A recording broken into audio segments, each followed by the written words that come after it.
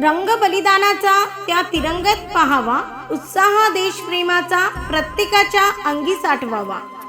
जयघोष भारत मातेचा अस्मानी गुंजूया, स्वातंत्र्याचा हा अमूल्य वारसा सदैव चिरायू ठेवूया। 15 ऑगस्ट स्वातंत्र्य दिनाच्या समस्त नागरिकांना हार्दिक शुभेच्छा।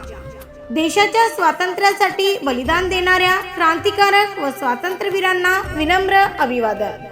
तिरंग्याचा मान, देशाचा सन्मान आणि राष्ट्रप्रेमाची भावना सदैव मनामनात जागृत राहो, ही स्वातंत्र्य दिनी मनपूर्वक शुभेच्छा।